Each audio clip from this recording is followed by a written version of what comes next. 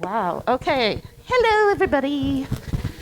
So we're going to start this off with some announcements because we have nifty unwritten stuff to announce, but not enough to do an entire panel on it. So we're just tacking it on the front of this. The first being that tomorrow at noon, the Kickstarter for the next Unwritten expansion will launch. So there will be a whole new expansion for the tabletop role-playing game coming out. It will be more stuff about modern Denis. You will get more DRC people. You will get some new ages to play around in. You will get new NPCs. You will get new groups in Cavern. Probably some more adventure. Definitely more adventure. There's totally more adventure. Probably about 40,000 words worth of more unwritten. So we're not talking little pamphlet. No, this is going to be a real book. And I'm totally hitting the button go on that tomorrow about noon. So I will post the URL in chat and everything tonight. Some other things that are coming up with Unwritten. We are going to be making some age aspect cards, and you'll learn a little bit more about what aspects are in this panel, which will be for people to use during their Unwritten games to create their own ages on the fly. You'll have descriptions and things and critters and land masses and what have you, and you can put them together and go, poof, here's the age we're going to go explore. And I'm hoping to do that as kind of a collaborative thing in our Unwritten Discord, having a channel in there that we can go and just throw around ideas, and anybody who contributes will get credit, and those will probably be, hopefully by the end of the year. Good Lord willing, the creek don't rise, or the COVID doesn't rise, or whatever. And those will be available on Drive-Thru RPG, like Unwritten is, so. Anyhow, we're here to talk about how to make an Unwritten character. So the first question is, who isn't familiar with Unwritten? Has no idea what we're talking about. Okay. All right. Unwritten is the official Myst tabletop role-playing game. If you've ever played D&D, if you've ever played Shadowrun, if you've ever played any of those, it's like that. We, about 10 years ago now, oh my God, it's been 10 years, came to Cyan and said, we want to make a Myst role-playing game. We think we can get all of the Myst fans who have never role-played before and make something that they'll find interesting. And we can get all the role-playing fans who maybe have heard about Myst, and we can suck them in too. We did not realize how much overlap there was. When we did that Kickstarter, we asked for $5,000. We ended at almost $36,000 and 500 backers. And it sells copies every single month on Drive-Thru. So that's without doing much publicity at all. So we're constantly blown away. And we think now's a really good time to put out an expansion. So that's what's happening. But Unwritten is Fate Core based. So that's a game engine. Like D&D rules are like Powered by the Apocalypse or any one of the other game systems that are out there. It was open source, open gaming license. We took those rules, we modified them a little bit. We took out the combat because we wanted people to problem solve, not just go in with pokey sticks. You can totally still pokey stick things, but we didn't make it a focus. And part of that system is the character creation is very collaborative. It's based on using what are called aspects, which are descriptive phrases about your character. From what's called the high concept, which is kind of the overarching. Yeah, no, totally go. Okay. I'd like to describe what makes a character in Unwritten, basically. Yeah. No, you go. Okay. Like Eleri said, you start off with your high concept. That's the overarching thing that describes your character. Then you have 3 to 5 journey aspects. These are, we'll say, quirks or additional descriptors of your character. They can be big, important things. They can be small description, small, interesting bits about your character. And then those are kind of we'll say the shape of your character. And then the mechanical parts are your skills and your stunts. Skills, there are bonuses, pluses that go when you try and do a task. Stunts are the places where your characters do cool things. It can be getting a bonus when they're doing some specific skill in a specific way. It could be breaking the rules slightly, where in a specific situation, instead of using one skill that would make the most sense, you get to use a different one. Or it can just be you do something that is awesome. So those 4 bits, your high concept, your aspects, your skills, and your stunts, are your character in a whole. And of course, the hardest part of this whole thing, come up with a name. Really So hard. we're throwing a lot of words around. I have a PDF. Oh, you If are that might awesome, help yes. to let people follow around. Do we have an HDMI or something that I can It's use to right connect there. to the projector? Perfect. Fantastic. Yeah.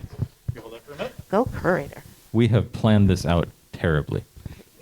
So organized. Yeah. And, This and would if be you perfect. didn't know, all of that beautiful stuff back there on that shelf near the Unwritten banner, that's all Curator. He makes that stuff, and we just sit there and drool. It's true. Both parts. Okay. Make sure you tell Cyan how much we appreciate it tomorrow. We'd love to make it more publicly available. Yes. More stuff.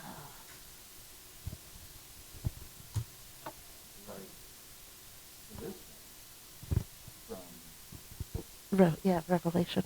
Just like, oh, look, somebody else with a missed screensaver / background on their laptop. It happened. Somehow that happens here.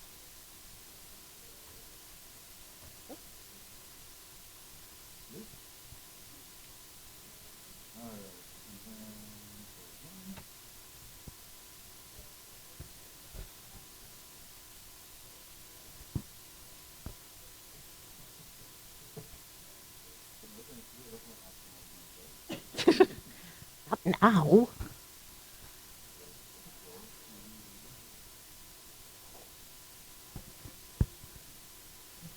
Well, we did it. We didn't, and then we it- figured a PDF might be easier to follow along.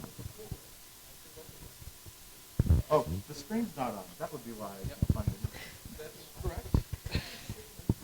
Usually better luck than You're trying my default quick. What is it? What does it do? You said you can roll with that, and they're talking about role playing. Nobody else thought it. Very clever.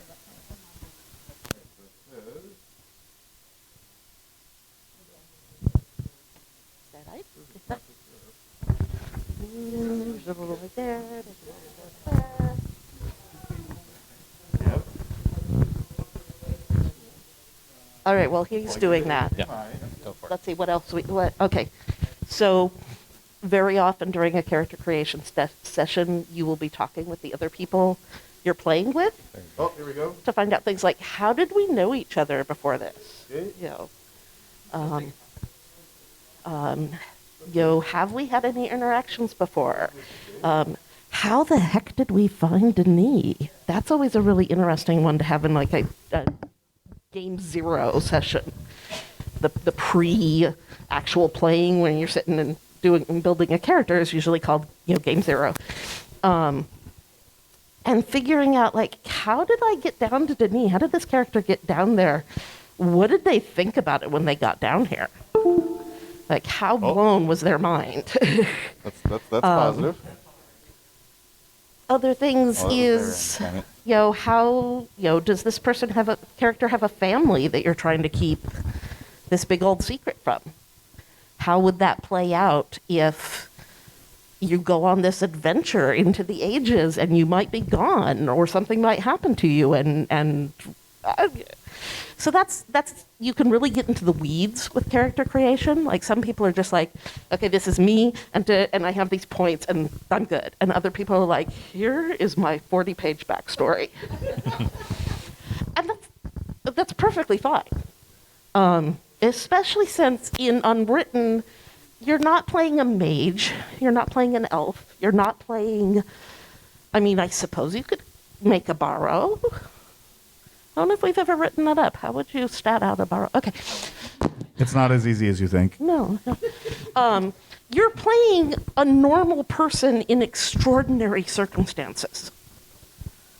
You're playing an average explorer out in these fantastic worlds.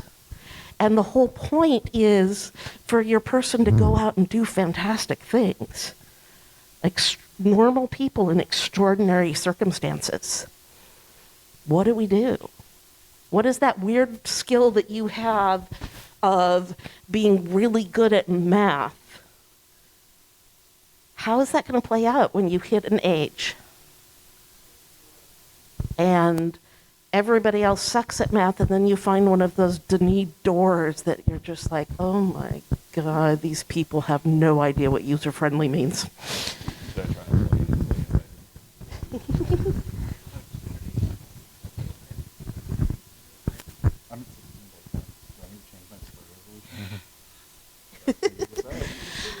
Tech. I'll let the tech people tech. Yeah. If I can talk a little bit now. Yeah. So, for me personally, when I am creating a character, my first thought is, what do I want to be this time?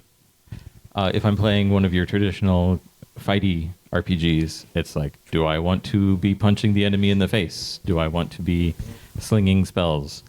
In Unwritten, it's way different. We're just normal people. Or if you're in the past, you're normal Denis.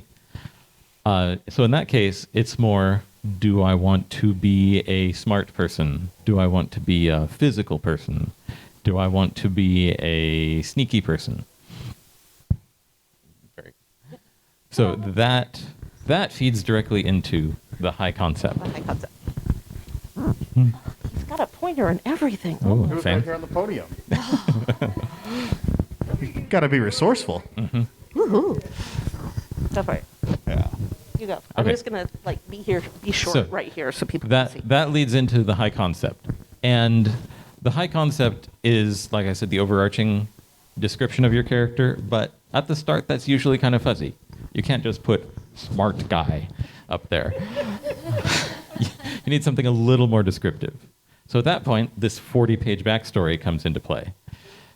That's average. It's not required. Pretty short, honestly. So you think about, I think about, who is this person?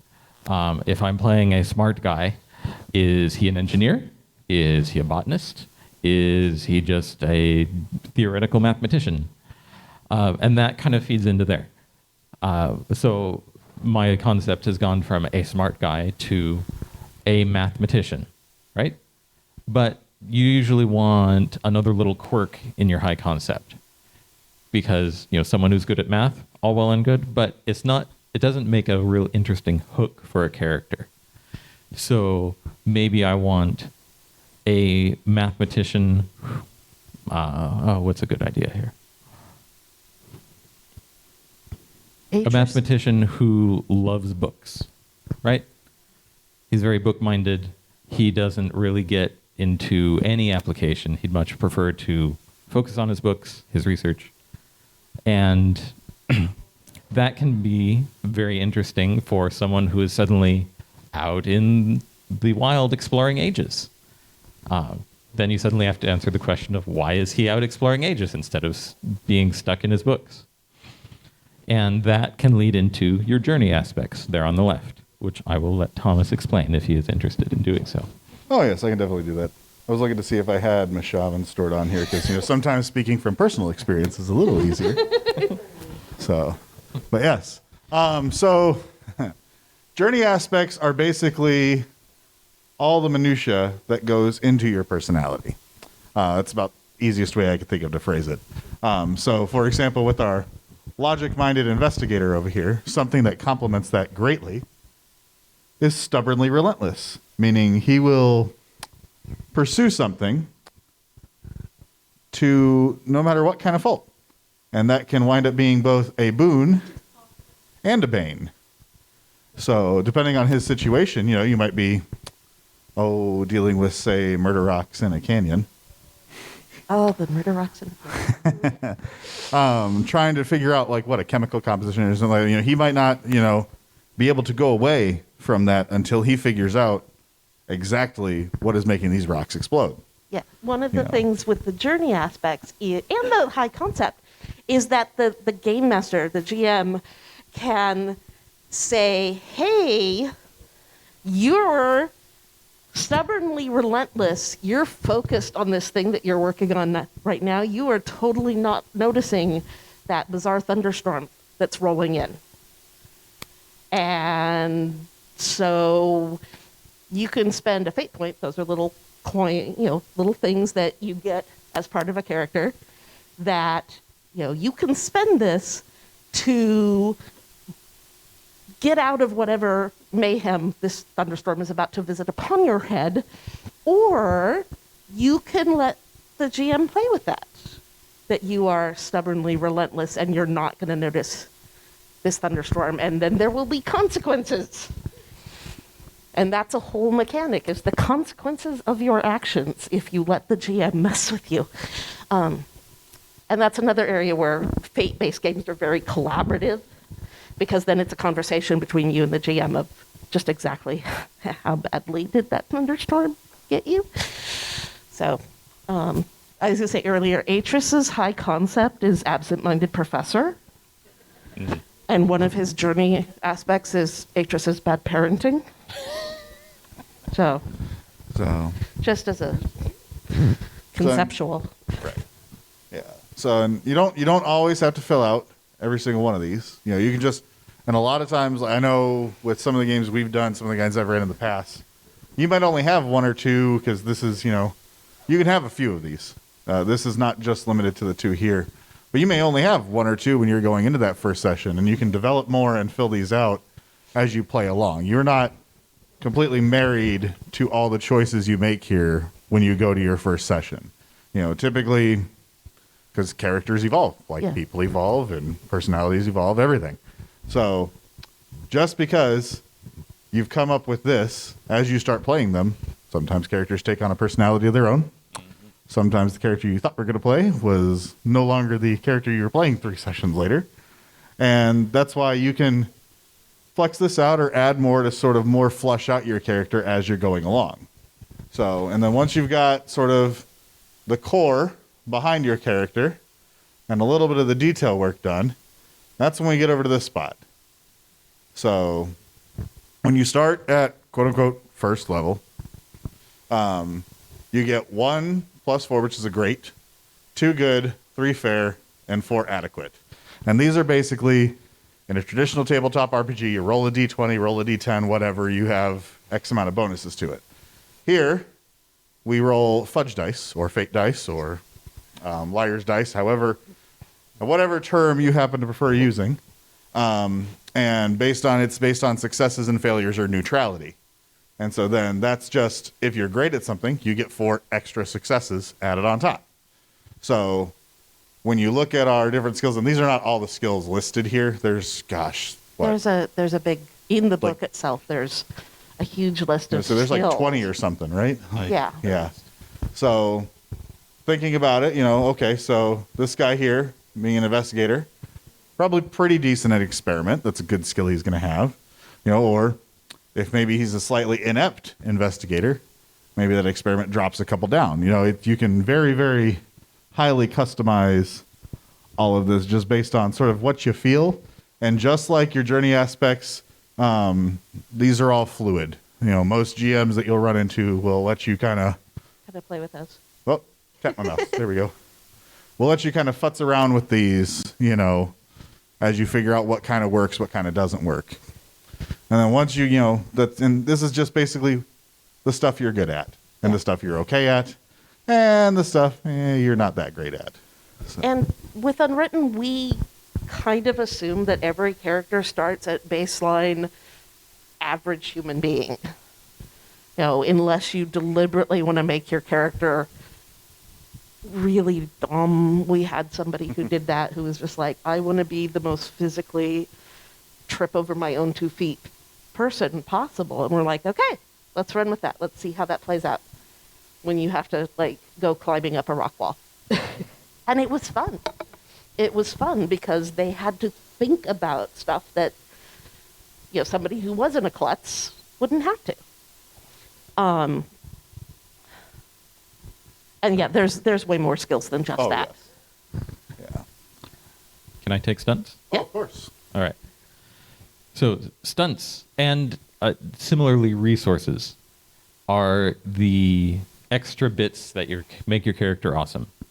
In this case, this logic-minded investigator is really great at handling large amounts of data.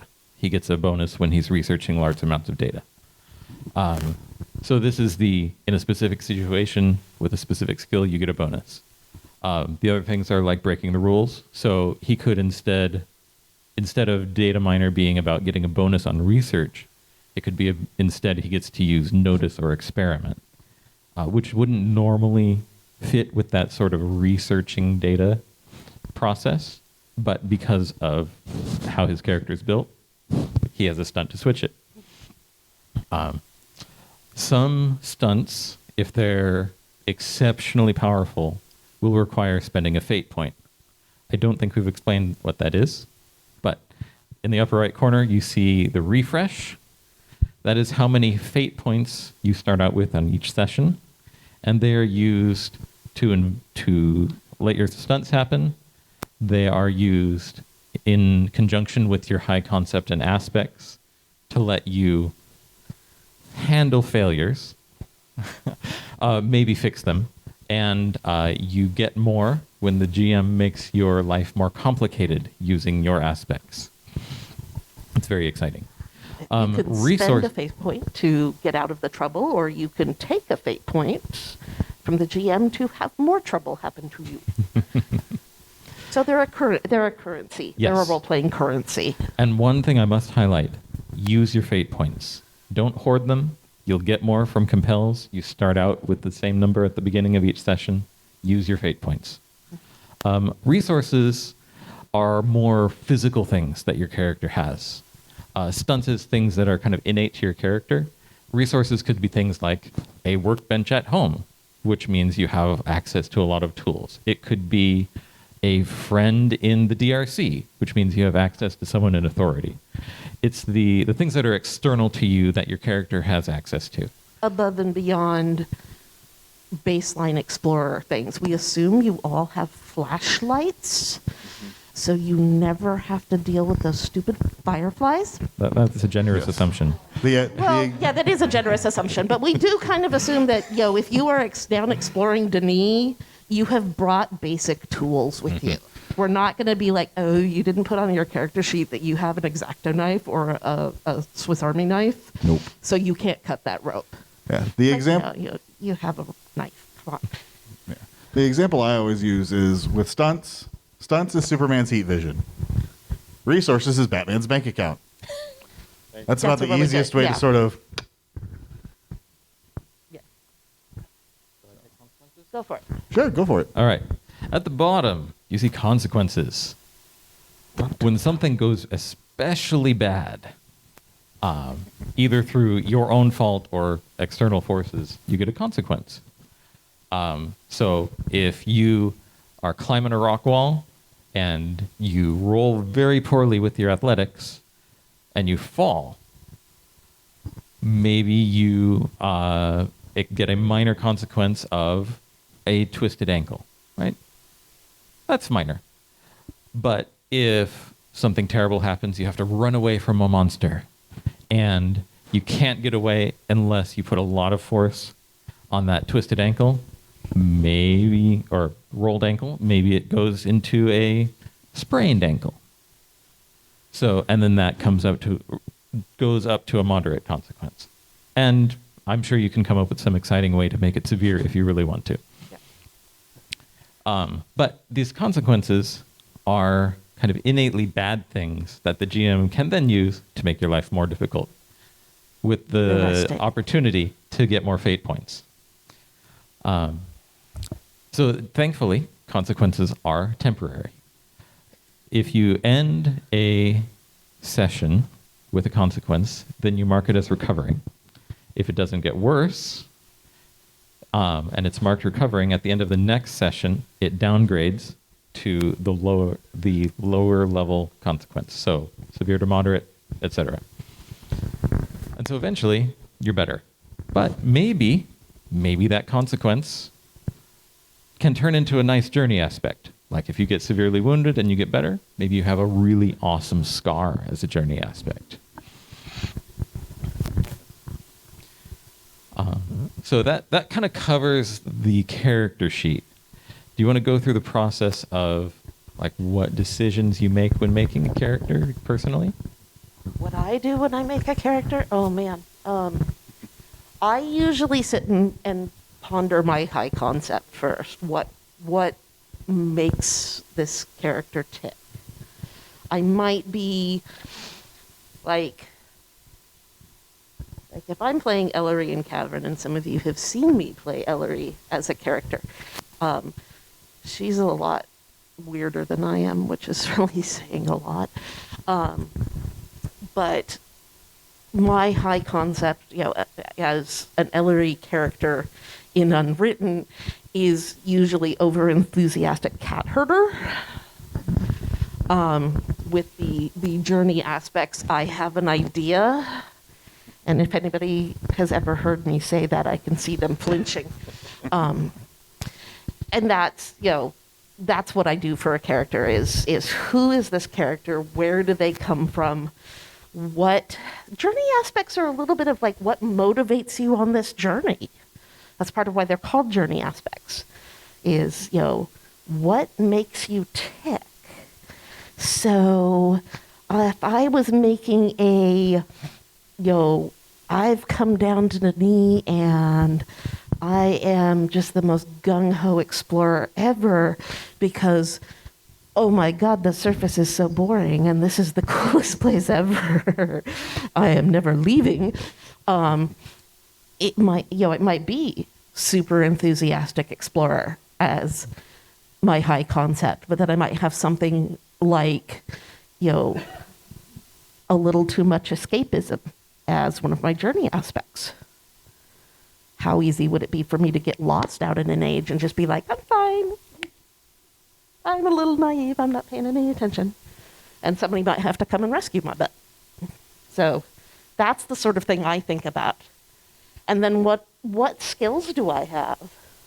What would this person be able to do? Am I somebody who is an archaeology nerd? Or an anthropology nerd. Man, put an anthropology nerd down in Denis. Woohoo! Am I a linguistic nerd? Am I Jane Average, middle-aged, 50-year-old homemaker? What does a middle-aged, 50-year-old homemaker do when she discovers Denis? Whoa. Does she bring her kids? Does she, make a home down there? Does she make a home out in the ages? What if somebody is really solitary? What would they do? So it's just thinking about the person you want to have out in the world, doing extraordinary things. We call it being awesome the unwritten way. And that's with the character, creating a character, and then the role playing and the fate dice and the fate points. It's all about how can you be awesome? What can you do in this moment that is awesome? Even if it's just, and we have to get across this crevice in the ground that has lava down there, and I'm kind of scared of heights. Like I still hate going through Kadesh Tlessa. I know it's a video screen, and I'm just like, I don't want to walk on that pipe. So that would totally be a journey aspect, scared of heights. But how would this character get across this lava fissure? What would they do? And then what skill do I need to use to say, okay, I'm just going to jump and hope I don't fall and hope that I can hit my Relto book fast enough. Okay, roll my fate dice, which fate dice are, fate dice, fudge dice, liar's dice, there's several names. They have pluses and minuses on them instead of numbers. There's a bunch on the back There's a table. bunch You can of take a them, look. and you roll 4 of them and you add up the pluses and subtract the minuses to figure out what your score is, and then add in any skills or stunt points, and that tells you whether you succeeded at what you're trying to do or whether you failed. And there's succeeding with style. If you get a really high number, you get all pluses, then you get to be really awesome. And then there's also failing with consequences. The classic, did I roll a 20 or did I roll a 0? Did I roll a 1? Oh, okay, I rolled a 1. Can I spend a fate point to have it not suck that bad? The GM might be like, yeah, I'll allow that. Or the GM may go, I will give you a fate point if you really let me mess with you here. So it's a very collaborative, being a character is very collaborative. Keep going. Go.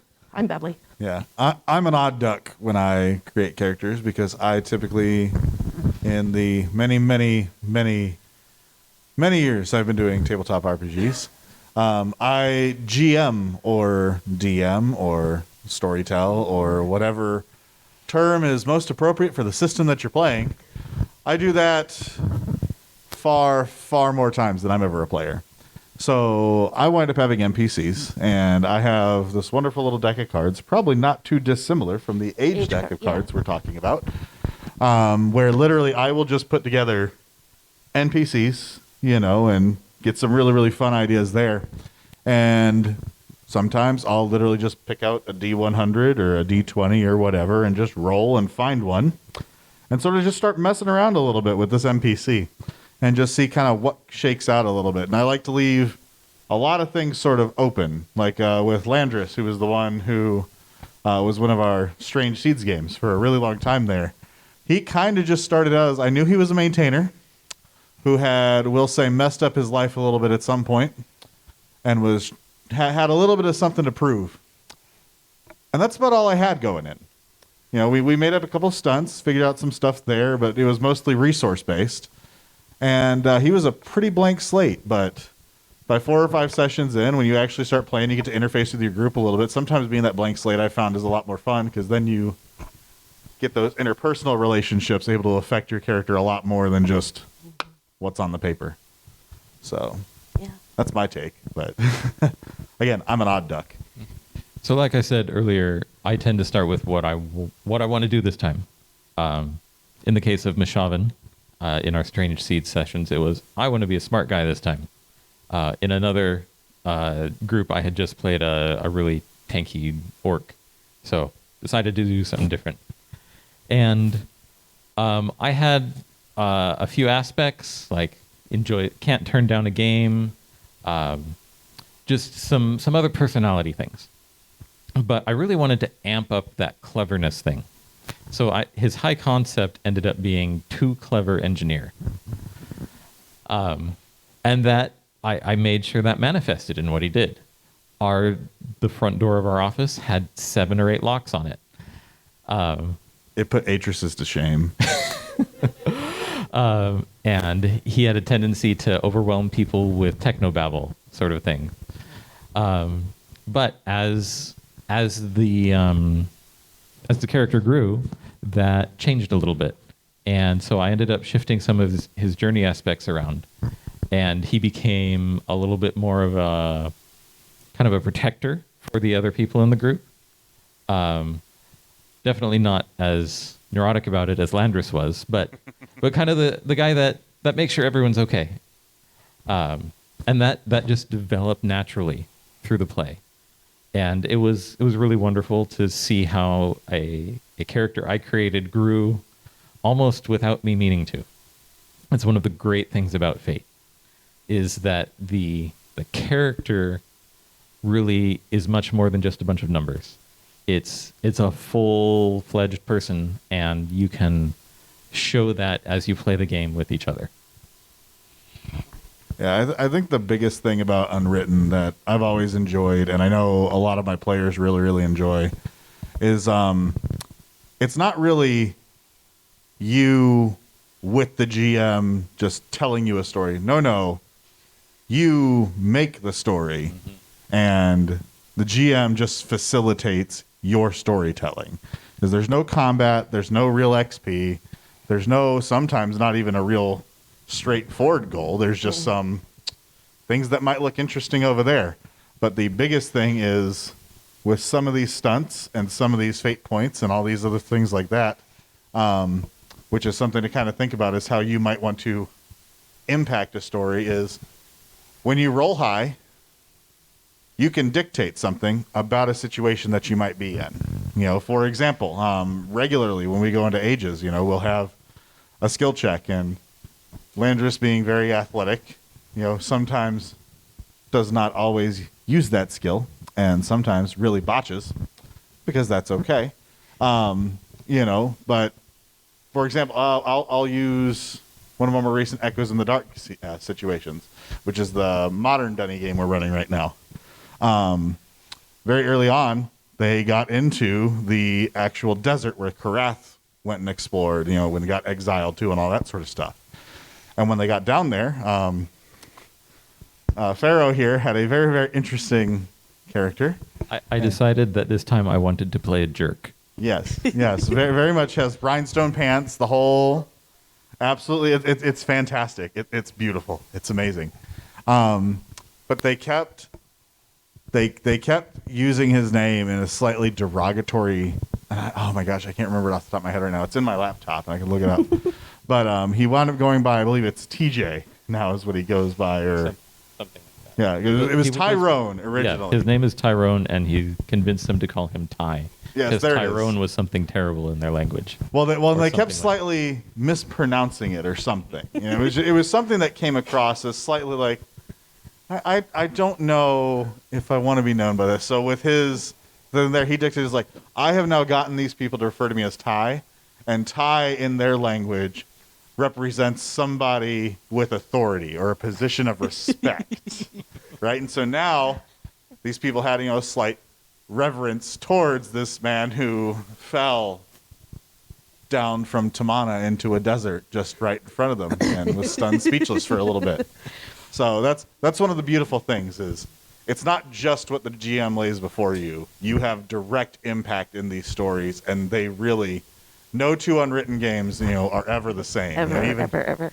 Even just the sort of pre-done module I'll be running tonight and tomorrow, I guarantee you both of our groups will not have even close to the same journey.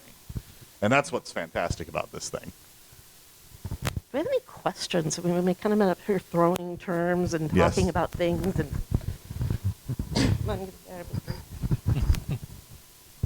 Yeah. Does anyone have any questions? So a question about the fate coins. Now, I know with the concept of D&D, you can take a short rest and a long rest and do some healing and some refreshing of things.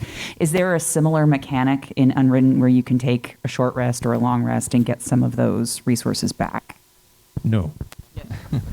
So, yeah, that's the short answer. The slightly longer answer is you don't really have to worry about short rests and stuff like that, because basically your points, your resources, everything replenish at the end of each session. So if we sit down for like a 3-4 hour game and you've used all 3 of your fate points and you come back next week for the next game, you have all those fate points back again. So the other thing is, Ellery's been mentioning this. There's this thing called a compel, where the GM says, your aspect says this. And in this situation, maybe your character would act this way, which isn't really in their best interest. I will give you a fate point if you let this happen. Maybe somebody's digging for a key up top while somebody else is exploding a building and somebody's trying to Facebook somebody else to save them. And you just get a fate point because you blew up. Yep. Something like that, yes. Not talking from experience. Yeah, No. or you I'll give you a fate point if you let me yeet you out into the sea with the jellyfish. Oh, yes. That was fun. Parachute jellies. They were Parachute wonderful. jellies. Just- Any more questions? Is that clear? Does that make sense? Yeah. Perfect. So, like I said, fate point. Use your fate points. You'll get more throughout the session. You always start a session with your full refresh. And if there's something on those consequences that's going to have an impact beyond one session, like you broke your leg and you're going to have to sit here while everybody else goes and figures out how to transport you someplace safely, that'll be a conversation between you and the GM, and then it'll be, this is what this is going to look like at the beginning of next session. I was on bed rest when somebody started knocking on our door because I got burned up. And had to call Mishavan to come techno-babble our way out of it. That's so the Strange Seeds campaign, all of that is on our YouTube channel, and I will make sure that gets posted in various places. And then it's monthly on Twitch. Inkspark.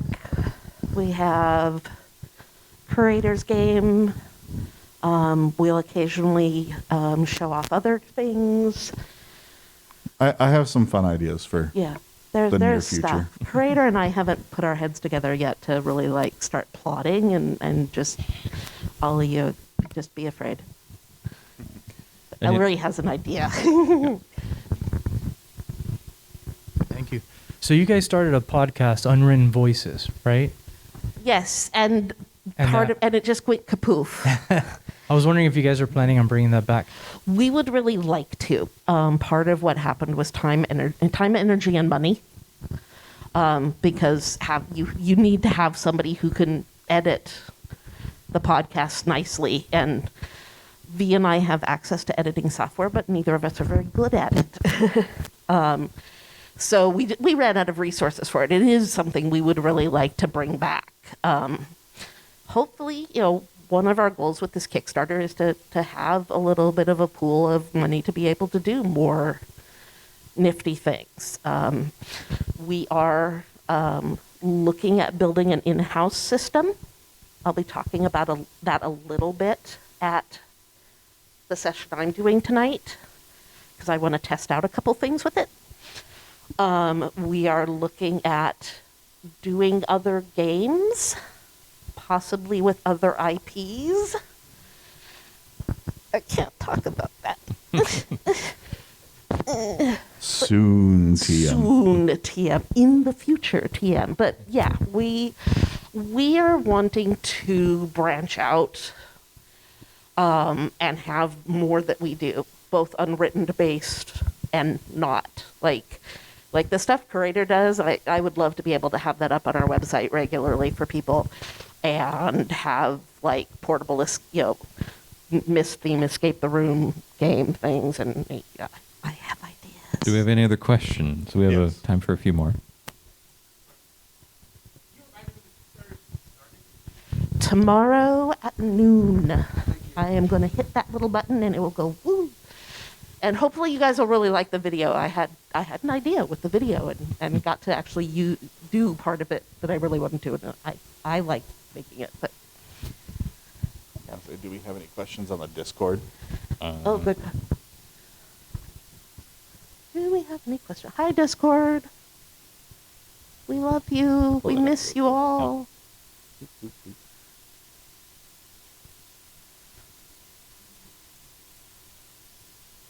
The part you don't see on the character sheet back here, it actually has some definitions. What is a high concept? What is a journey aspect? So you don't have to like flip back through the book. Go, wait, what are they talking about here? And the character creation process is pretty clear in the book.